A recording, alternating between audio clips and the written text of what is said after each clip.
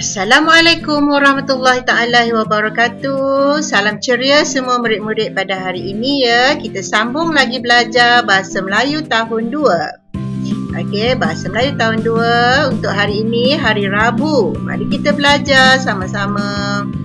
Kita akan belajar tentang kata nama am dan kata nama khas.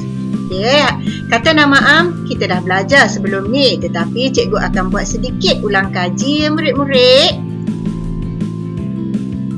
Okey, kata nama am. Apa ya kata nama am? Iaitu kata yang digunakan untuk menyatakan sesuatu nama secara umum. Kata nama am boleh digunakan untuk menyatakan sesuatu benda hidup dan bukan hidup. Okey, kita tengok ya kata nama am. Ia terbahagi kepada dua, iaitu kata nama am yang bernyawa dan tidak bernyawa. Yang bernyawa contohnya orang, haiwan. Yang tidak bernyawa tumbuh-tumbuhan, tempat dan benda. Kata nama am bagi menyebut sesuatu secara umum sahaja atau secara am sahaja. Kita jika gunakan kata nama am di tengah-tengah ayat, gunakan huruf kecil kecuali jika di awal ayat huruf yang pertama perlu digunakan huruf besar ya. Okey, kita tengok lagi benda bernyawa dan tidak bernyawa.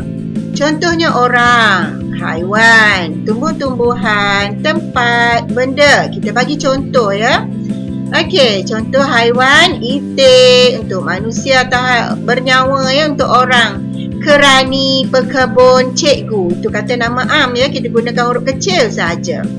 Untuk haiwan, itik, kucing, kerbau dan banyak lagi ya. Untuk benda yang tidak bernyawa tadi, tumbuh-tumbuhan tadi cikgu tak bagi contoh, tapi kamu boleh fikir sendiri, kita dah belajar sebelum ni. Okey, seterusnya kata nama khas. Kata nama khas ialah kata yang digunakan untuk menyebut nama sesuatu benda secara khusus. Kata nama khas boleh digunakan untuk menyebut nama sesuatu benda yang bernyawa dan tidak bernyawa. Okey, benda yang bernyawa. Orang, haiwan, tidak bernyawa, tumbuh-tumbuhan, tempat dan juga benda. Okey, kata nama khas bagi menyebut sesuatu secara khusus. Okey, kita tengok nanti ya macam mana. Mesti gunakan huruf besar di awal hurufnya, iaitu walaupun digunakan di tengah-tengah ayat. Okey, bagaimana ya kita tengok kata nama khas. Kata nama khas yang bernyawa contohnya bagi orang atau manusia, atau haiwan bagi ataupun binatang ya. Kata nama khas untuk haiwan, binatang. Untuk manusia kita tengok ya contoh-contoh. Puan Siti, Azimah, Cikgu Ainin, Adriana, Cikgu Aina, Pak Danish, Hana, Adam, Cik Ain, Hani dan banyak lagi, Mak Iti. Kita lihat ya untuk kata nama khas bagi manusia, huruf yang pertama setiap perkataan mestilah menggunakan huruf besar. Tengok PS, Cikgu Ainin C dan A, Pak Danish P dan D tu mesti menggunakan huruf besar.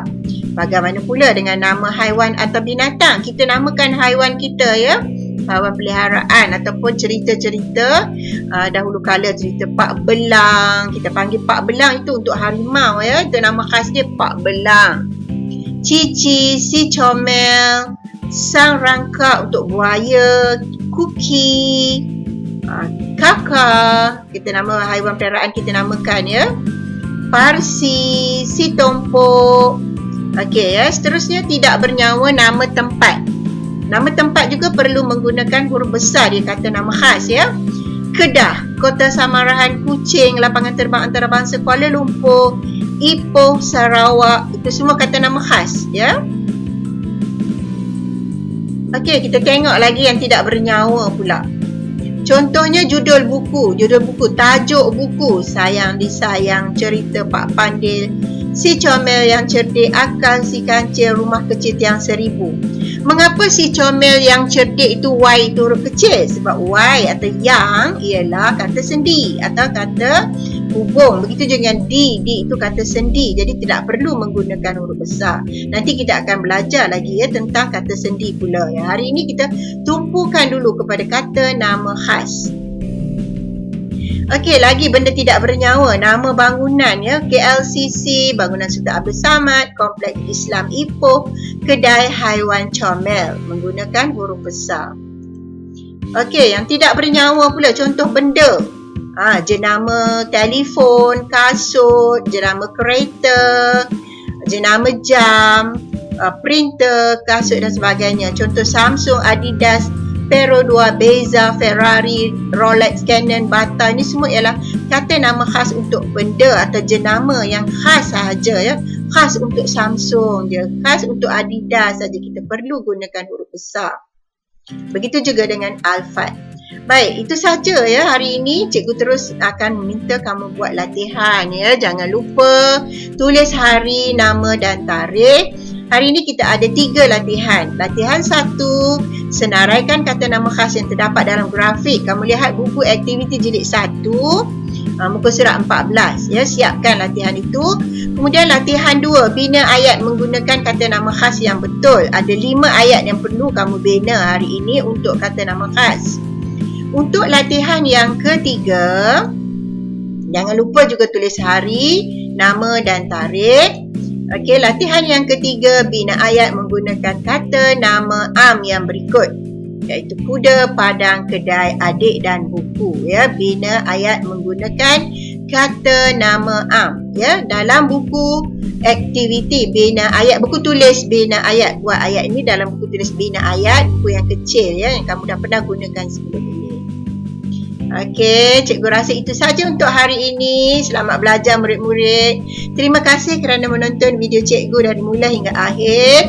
Jumpa lagi. Assalamualaikum warahmatullahi taala wabarakatuh.